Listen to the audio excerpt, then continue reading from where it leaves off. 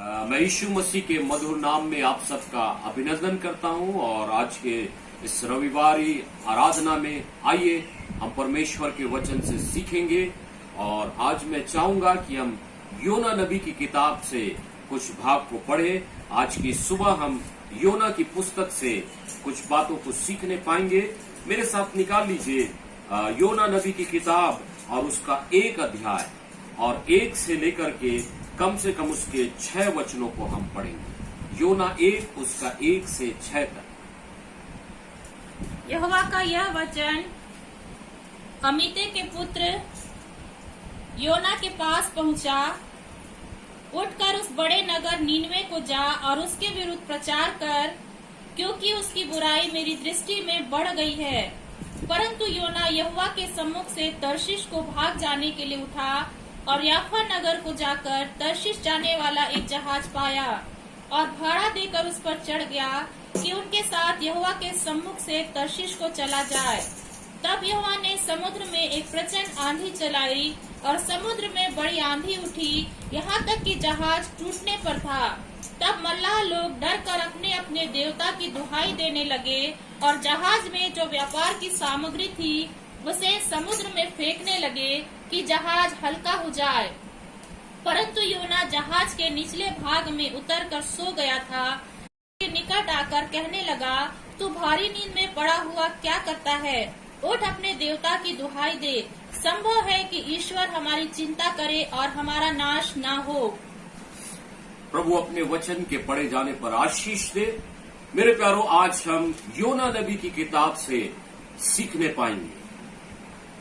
योना नाम का अर्थ होता है डो, इंग्लिश में डो कहते हैं और जिसे हम हिंदी में कबूतर कहते हैं। और डो शब्द जो है उसका जो यदि आप इसके इब्रानी भाषा में अर्थ को देखेंगे जिसमें ये पुस्तक लिखी गई है, उसका अर्थ होता है ईमानदारी या इंटीग्रिटी। सो योना के नाम का ही अर्थ है ईमानदारी, लेकिन हम यहाँ क्या देख रहे हैं? वो ईमानदार नहीं है। वो परमेश्वर की इच्छा से, परमेश्वर की आज्ञा से बहुत दूर भागने का प्रयास कर रहा है। मेरे प्यारो, वो अपने नाम के विपरीत अपने स्वभाव को दिखा रहा है। और यहाँ पर हम क्या देखते हैं? यदि आप इस पुस्तक को एक हेडिंग देना चाहे, एक शीर्षक देना चाहे, तो वो क्या होगा? योना के जीवन में परमेश्वर से दूर भागने का परिणाम। और सिर्फ योना ही नहीं, आप और मैं भी यदि योना की तरह परमेश्वर की इच्छा से भागेंगे तो हमारे जीवन में क्या परिणाम आएगा, आज हम सीख सकते हैं। मेरे प्यारो, इस पुस्तक की सबसे बड़ी खासियत यह है कि यह पुस्तक आश्चर्य कर्मों से भरी हुई है। बचपन में आप लोगों को कहानी सुनना बहुत अच्छा लगता रहा होगा, शायद आज भी आप कहानी पसंद करते हैं। और यहाँ पर एक बहुत ही अच्छी कहानी है, बाइबल की सच्ची कहानी जो अलौकिक बातों से भरी हुई है। इस पुस्तक को मैं इसलिए पसंद करता हूं क्योंकि इसमें ढेर सारे आश्चर्य कर्म हैं। और मुझे सबसे बड़ा आश्चर्य कर्म यह लगता है कि योना नबी एक बड़ी से मछली के पेट में 3 दिन और 3 रात तक रहा और उसके बाद वो जीवित निकल आया।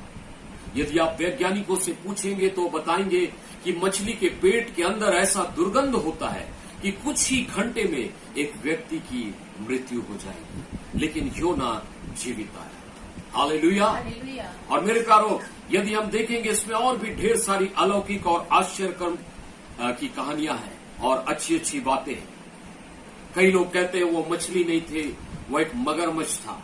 बाइबल में मछली लिखा है और जो लिखा है उस पर हमको विश्वास करना है। एक परमेश्वर के दास हुए ओजे स्मिथ, वो कहते हैं कि यदि योना की किताब में लिखा होता कि योना ने एक बड़ी सी मछली को निगल लिया तो भी मैं विश्वास करता, क्योंकि बाइबल में ऐसा लिखा था। सो मेरे प्यारो, हमें विश्वास करना है, बाइबल में लिखा है कि एक मछली ने उसे निगल लिया। जैसा कि मैं आपको बता रहा हूं, इस पुस्तक में ढेर सारे आश्चर्य कर्म हैं। यदि आप उसका 1 का 7 पढ़ेंगे, वहां लिखा है चिट्ठियां डाली गई और चिट्ठी योना के ही नाम निकली। यह भी एक आश्चर्य कर्म है। 1 का 5 पढ़ेंगे, वहां लिखा है योना को जब समुद्र में फेंका गया तो समुद्र शांत हो गया। यह भी एक आश्चर्य कर्म है। यदि आप 2 अध्याय 10 वचन को पढ़ेंगे, वहां लिखा है एक मछली भी ईमानदारी से परमेश्वर की आज्ञा को मान लेंगे। इस पुस्तक में लिखा है तूफान भी परमेश्वर की आज्ञा मानता है, रेड़ का पेड़ भी परमेश्वर का आज्ञा मानता है, वहां पाया जाने वाला छोटा कीड़ा भी परमेश्वर की आज्ञा मानता है, और निनवे के कठोर लोग भी अंत में परमेश्वर की आज्ञा मानते हैं। सिवाय योना के हर कोई परमेश्वर का आज्ञा मान रहा है। मेरे प्यारो, आपके और मेरे लिए कितने दुख की बात होगी कि हम जो प्रभु के बच्चे कहलाते हैं, प्रभु के विश्वासी कहलाते हैं, यदि हम प्रभु की आज्ञा नहीं मानते हैं तो हम सृष्टि से सीखें वो कैसे परमेश्वर की आज्ञा मानते हैं। आइए हम आगे बढ़ेंगे। यदि 3रा अध्याय और उसके 4थे वचन को पढ़ेंगे तो योना निनवे में जाकर एक बहुत छोटा संदेश देता है, शायद 5 सेकंड का संदेश। पढ़िए क्या लिखा है, 3रा अध्याय 4था वचन। योना ने नगर में प्रवेश करके 1 दिन की यात्रा पूरी की और यह प्रचार करता गया, अब से 40 दिन के बीतने पर निनवे उलट दिया जाएगा। सुनिए, एक सबसे छोटा संदेश क्या है, अब से 40 दिन में निनवे उलट दिया जाएगा। लेकिन उसका परिणाम क्या था मेरे प्यारो? आप इस 3रे अध्याय में पढ़ेंगे, क्या राजा, क्या प्रजा, क्या पशु, सबने उपवास किया, सब लोगों ने पश्चाताप किया और पूरा राष्ट्र परमेश्वर के पास आ गया। हालेलुया। एक छोटा संदेश, लेकिन उसका प्रभाव पूरे राष्ट्र को बदल कर रख दिया। इसका कारण क्या था मेरे प्यारो? वो संदेश का स्रोत परमेश्वर था। हालेलुया। यदि हम परमेश्वर से सुनकर बोलेंगे, निश्चय वहां पर परमेश्वर कार्य करेगा। यदि हम अपने दिमाग से सुनी सुनाई बातों को बोलेंगे, वहां पर कार्य नहीं होगा। मेरे प्यारो, एक छोटा संदेश लेकिन इतना बड़ा प्रभाव, वहां पूरे राष्ट्र में जागृति आ गई। आज हम हजारों संदेश प्रचार कर रहे हैं, सुसमाचार की सेवा के लिए करोड़ों रुपए खर्च किया जा रहा है, लेकिन लोग मन नहीं फिरा रहे हैं, परमेश्वर के पास नहीं आ रहे हैं। कारण क्या है मेरे प्यारो? आज परमेश्वर से सुनने और उसके बाद उसको प्रचार करने की आवश्यकता है। बाइबल में मुझे इसके विषय में सबसे अच्छा कोई लगता है तो वो है यूहन्ना बपतिस्मा दाता। उसको बहुत बड़ा नाम नहीं दिया गया, उसको बहुत बड़ी पदवी नहीं दी गई, लेकिन उसको बाइबल एक नाम देती है, जंगल में परमेश्वर के पुकारने वाले की आवाज। मेरे प्यारो, उसका नाम परमेश्वर की आवाज था। हाँ, वो आवाज ही था, उसको कोई पदवी नहीं मिली, लेकिन जब उसने प्रचार किया, सारा इस्राएल राष्ट्र मन फिराकर बपतिस्मा लेने के लिए आ गया। आज हम हजारों प्रचार कर रहे हैं, लोग मन नहीं फिरा रहे हैं, बपतिस्मा नहीं ले रहे हैं मेरे प्यारो। कारण क्या है? हमें परमेश्वर से संदेश प्राप्त करने की आवश्यकता है। और मेरे प्यारो, जब उसने संदेश प्रभु से पाया और प्रचार किया, कोई बात नहीं, वो संदेश छोटा था, पूरा राष्ट्र बदल गया। हालेलुया। ये आश्चर्य कर्मों की किताब है, 3रा अध्याय 7वां वचन बताता है, मनुष्य क्या, निनवे में जानवरों ने भी उपवास किया। 4था अध्याय 6वां वचन बताता है, रेड़ का पेड़ 1 दिन में ही छाया देने लायक बढ़ गया और 1 दिन में ही सूख गया। हालेलुया। आइए हम आगे पढ़ेंगे मेरे प्यारो। योना निनवे क्यों नहीं जाना चाहता? निनवे के लोग कठोर थे, तो क्या योना निनवे के लोगों से डर रहा था? क्या उसे मौत का डर था? यदि आप वचन को पढ़ेंगे, आप पाएंगे ये बात बिल्कुल गलत है। वो मरने से डरता नहीं था।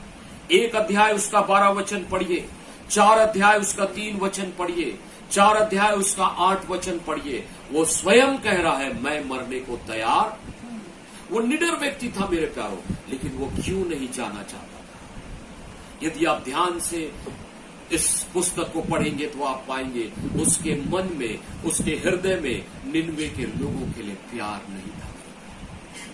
वो उन लोगों को बचाना नहीं चाहता था। उसके मन में उस देश के लोगों के लिए घृणा थी।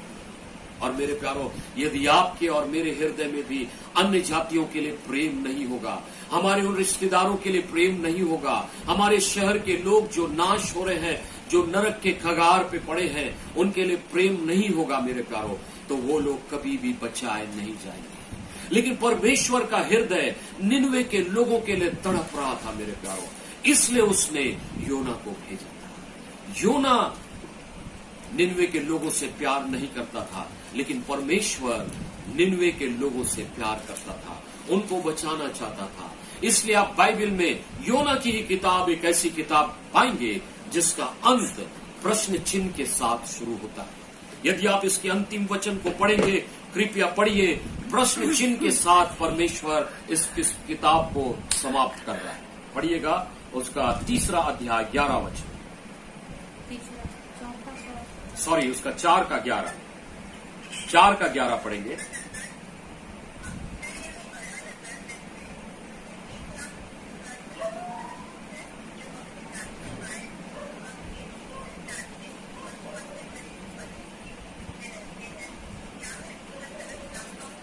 मेरे प्यारो, परमेश्वर योना से सवाल कर रहा है। परमेश्वर आज आपसे और मुझसे सवाल कर रहा है कि निनवे नगर जहां 1,20,000 लोग हैं जो अपने दाएं बाएं का भेद नहीं जानते, जिसमें बहुत सारे घरेलू पशु भी हैं, क्या मैं उन पर तरस न खाऊं?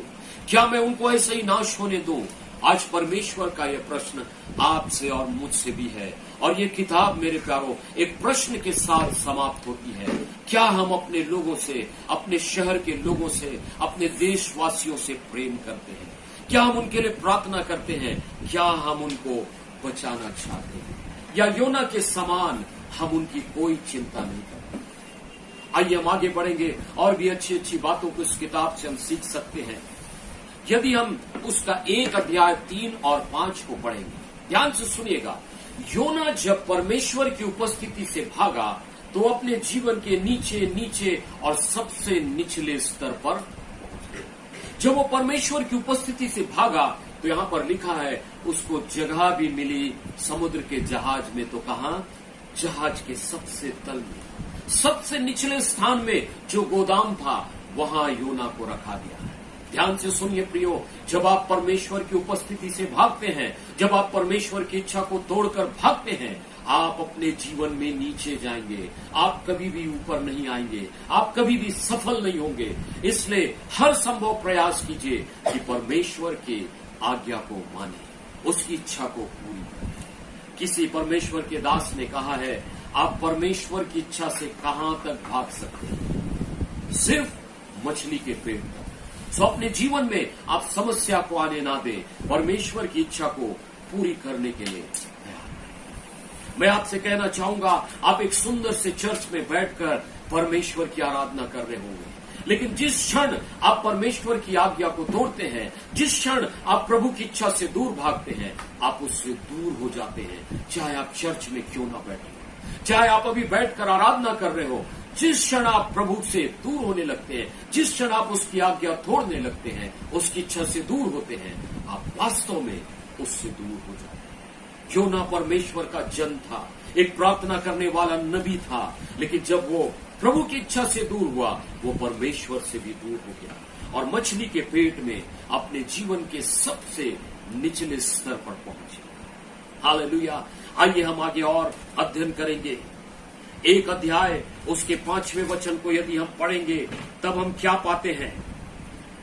वो बस रहने दीजिए। हम यहां पर क्या पाते हैं? योना सो रहा है और वहां पर एक बड़ी विपत्ति आ गई है। और उसके आगे के वचनों में जब वो पकड़ा जाता है चिट्ठी के डालने से, तब वो क्या कहता है? मुझे फेंक दो, यह तूफान शांत हो। मेरे प्यारो ध्यान दीजिए, समस्या को उस जहाज में किसने बुलाया था? योना ने, अन्य जाति के लोगों ने नहीं बुलाया था। और अब वो उनको उपाय भी बता। ध्यान से सुनिए, आपकी और मेरी बुलाहट समस्या को बुलाकर फिर उसका समाधान निकालने के लिए नहीं है। आप और मैं समस्या के कारण ना बने मेरे प्यारो, हम समस्याओं को सुलझाने वाले बने। समस्या को बुलाकर सुलझाने से कोई फायदा नहीं होगा। और ऐसा ही उसने यहां पर इन वचनों को पढ़ेंगे। सबसे दुख की बात क्या है? सारे अन्य जाति के लोग उस जहाज में घुटना टेक कर प्रार्थना कर रहे हैं, अपने अपने ईश्वर की दुहाई दे रहे हैं, लेकिन रेवरेंड योना, परमेश्वर का दास, क्या कर रहा है? चुपचाप सो रहा है। उसके अंदर कोई डर नहीं, उसके अंदर लोगों से कोई प्रेम नहीं, वो शांत होकर सो रहा है। जब लोग मौत के कगार पर हैं, जब लोग नरक के नजदीक हैं, तब आप कैसे शांत होकर सो सकते हैं? मेरे प्यारो, एक परमेश्वर के दास ने बहुत अच्छी किताब लिखी है और उसमें कहा है, उसमें लिखा है कि जब रोम जल रहा था, नीरो आराम से बांसुरी बजाकर मस्त बैठा था। उसने अपनी किताब में लिखा है, When the world was on fire, church was sleeping। जब दुनिया जल रही थी, कलीसिया सो रही थी। मेरे प्यारो, हम एक ऐसी कलीसिया ना बने जब हमारे चारों ओर लोग महामारी से मर रहे हैं, जब हमारे चारों ओर लोग नरक के करीब जा रहे हैं। आप और मैं कैसे चैन से सो सकते हैं? हमको उनके लिए प्रार्थना करना है, हर संभव प्रयत्न करना है कि उनका जीवन बचाया जाए। मैं आगे बढ़ूंगा मेरे प्यारो। यदि हम आगे देखेंगे, आगे के अध्याय में योना से जब उस तूफान के समय में उस जहाज के कैप्टन ने पूछा कि तू कौन है और क्या है, जहाज के कप्तान ने योना से बातचीत की मेरे प्यारो। उसको कहा, चल हमारे साथ और अपने परमेश्वर की दुहाई दे, निश्चय है तेरा परमेश्वर हमको बचाएगा। दुख की बात मेरे प्यारो, अन्य जाति का कप्तान योना को प्रार्थना के लिए बुला रहा है। अन्य जातियों के बीच में प्रार्थना है, लेकिन योना सो रहा है। और तब जब योना के नाम से चिट्ठी निकलती है, उससे 4 प्रश्न पूछा जाता है। पहली बात, ये विपत्ति क्यों आई है? दूसरी बात, तू कौन है?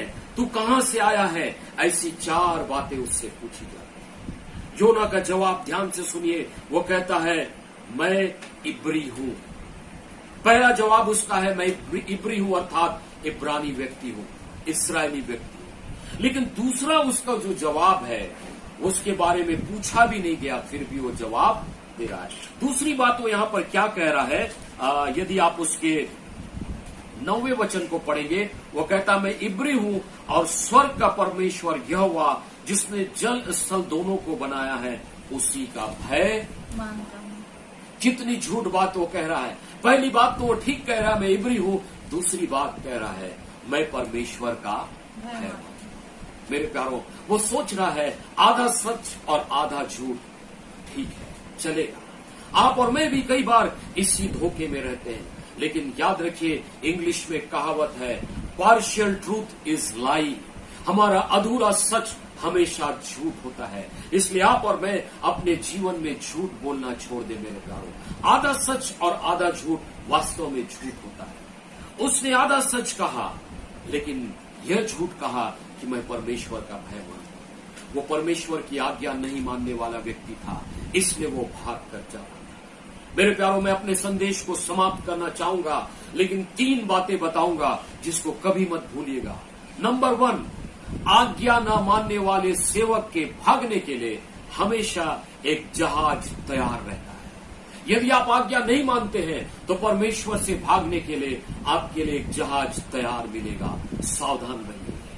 दूसरी बात, आज्ञा न मानने वाला सेवक चैन से सो सकता है, जबकि दूसरे लोग मर रहे हैं। ध्यान दीजिए, आज्ञा न मानने वाला सेवक चैन से सो सकता है, जबकि दुनिया जल रही हो और मर रही हो। और तीसरी और अंतिम बात, वह सच्चाई तो बोलता है, परंतु दोहरा जीवन बिताता है।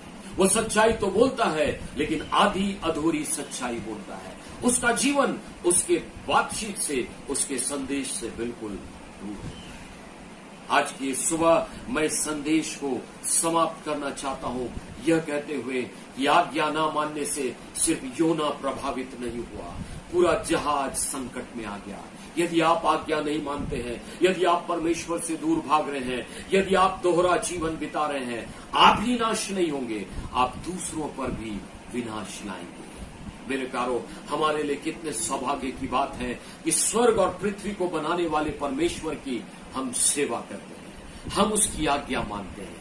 इसलिए आइए हम सारे झूठ को छोड़कर हम उसकी आज्ञा माने, परमेश्वर की इच्छा पूरी करें। न सिर्फ हमारा जीवन आशीषित होगा, हमारा समाज, हमारा परिवार, हमारा देश, राष्ट्र भी आशीषित होगा। प्रभु आपको आशीष दे। आइए हम प्रार्थना करें। Thank you Lord.